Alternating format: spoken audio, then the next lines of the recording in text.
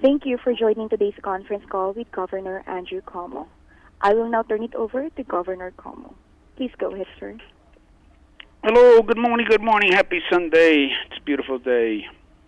And it's great news. Maybe that's why it's a beautiful day. I'm joined by Melissa DeRosa, Robert Mahica, Jim Malatris, and Alexander Cochran, my Washington representative. Today's day 162. New York conducted 65,812 tests yesterday. And we had the lowest one-day positive rate since we started, 0.78.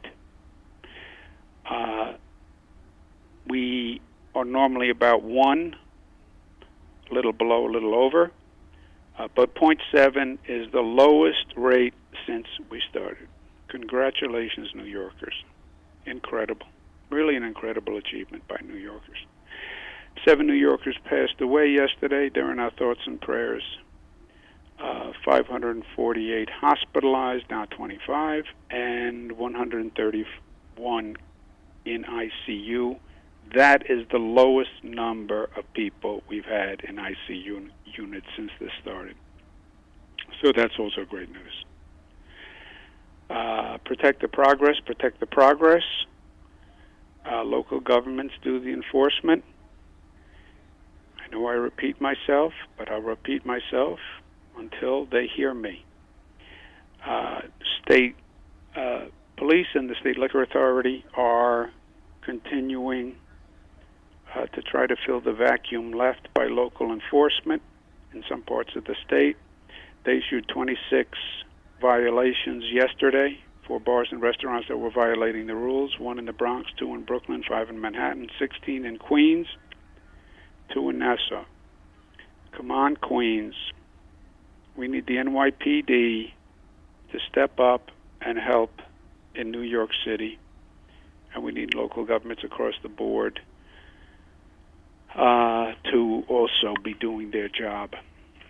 On schools, I announced the other day that by the viral infection rate, all school districts in the state can open.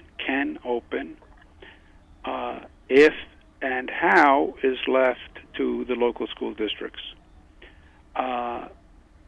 The point I made about the consultation with teachers and parents was not just a helpful hint that is required. I had some school districts that said, well, do we have to talk to the parents? Yes, you have to consult with the parents. That is a requirement that every school district must have at least 3 online, Zoom, however they want to do it, consultations, discussions with the parents, explaining the plans, and answering questions. The Big 5 school districts have to do at least 5 by August 21, and they have to have a separate one just with the teachers. I don't get what people or school districts could be confused by. If the teachers do not agree to come back, it is extraordinarily difficult, if not impossible, to operate a school. If the parents don't agree to send their children back to school, I don't know how you have school without students. Even in this new COVID crisis creativity, you still need teachers and you still need students to operate a school, best I know. And you're not going to get them back just because the school district says this is what we're going to do. I'm telling you that. I talked to the parents, I talked to the teachers. They have real issues and real concerns, and there has to be a dialogue and there has to be a discussion. These plans were not sent down from the heaven. They're constructed by the local school district. I applaud the local school districts for their activity and their work and their creativity. but they have to have the consultation with the parents and the teachers, and time is short. Several school districts have sent in plans. Several school districts have updated their plans. New York City sent in a second supplemental plan, and the Department of Health is working over this weekend going through them. We'll have a status tomorrow. President Trump announced some executive orders. The executive orders will not be a substitute for legislation. Just by law, you're not going to be able to do what you have to do by executive order. Take it from someone who understands the power of executive orders and is often considered an executive order when you can't get legislation. He can't do it with an executive order. It's on shaky ground legally, but even to the extent that he's executed executive orders, they aren't going to meet the demand. The concept of saying to states, you pay 25% of the unemployment insurance is just laughable. The whole issue here was getting states funding, state and local funding. You can't now say to states who have no funding, and you have to pay 25% of the unemployment insurance cost. I mean, it's just, there's no funding for schools that are now trying to reopen, and according to the White House, they want them to reopen. So they need legislation. It's the only way to do it. If they don't get it passed, if the president's not willing to get it passed, then this is just an additional failure in a series of failures to handle with this COVID crisis.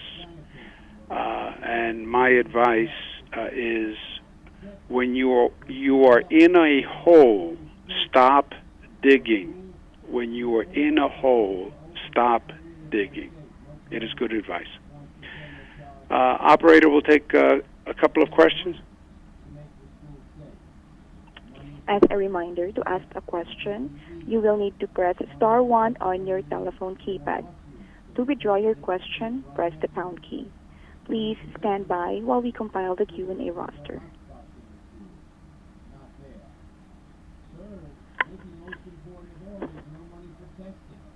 One of the reasons that this crisis is as bad as it is the administration, the Trump administration, has abjectly failed to put in place a testing regime. Even when the tests are there, they take 5, 6, 7, 8 days. It doesn't do any good. You might have been exposed to COVID after you got the test, but before you got the result. Once again, if you would like to ask a question, please press star 1 on your telephone keypad. There's no help to feed hungry children. And even when they talk about helping renters from being evicted from their apartments, there's no money to actually do it, and not even a moratorium, which the president is talking about. So the bottom line is, these executive orders do not come close to... And your first question comes from the line of Nick Reisman from Spectrum News. Your line is now open. Hey, Governor. Happy Sunday. My question for you, just in terms of what's going on right now with the federal government, at what point will you kind of, I don't want to say give up on federal action, but at what point will some of the cuts that New York they potentially have to make will have to take effect if there's no federal action at this point? Well, the federal action, Nick, has to be resolved. What the president has done has made it impossible on the state. The president, by his executive order, has us paying 25% of the unemployment insurance. That could cost us $4 billion. It's just an impossibility. So none of this is real on the federal side. This is going to have to be resolved. I don't know if the president is genuine in thinking the executive order is a resolution or if this is just a tactic in the negotiation. But this is irreconcilable for the state. And I expect, Nick, this is just a chapter in the book of Washington COVID mismanagement.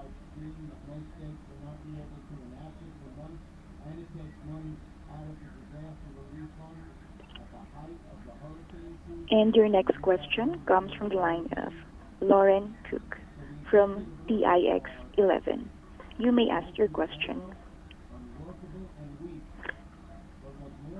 Hi, Governor. I actually have two quick questions. One is, do you have the violations for Friday regarding the restaurants and bars?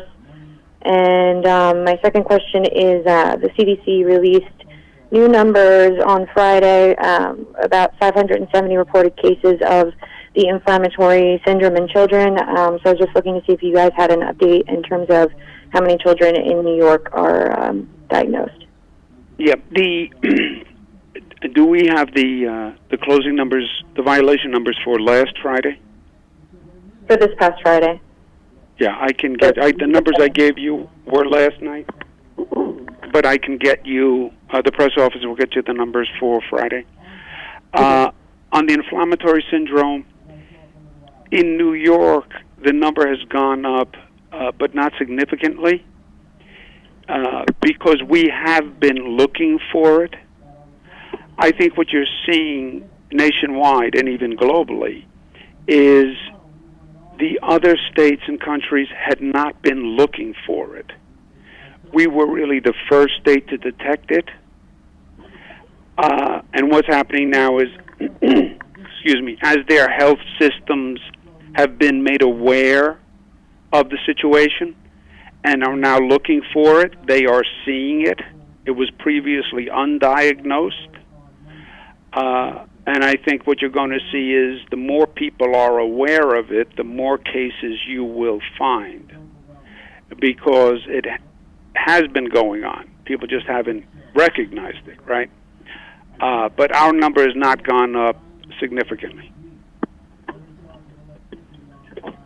Is there, if I follow up offline, would I be able to get an official number?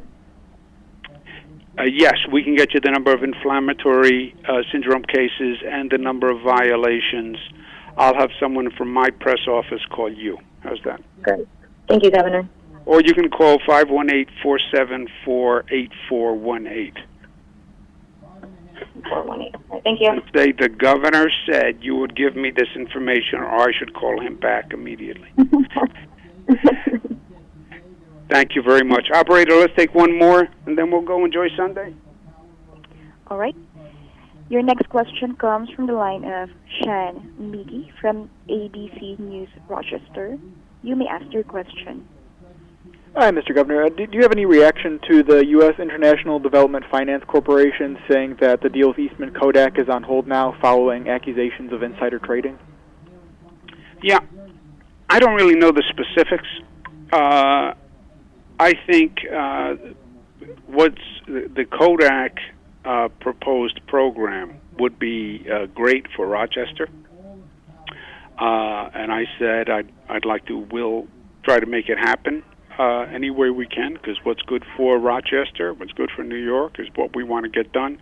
I do not know about the actual program on the federal side, so I have no knowledge of that.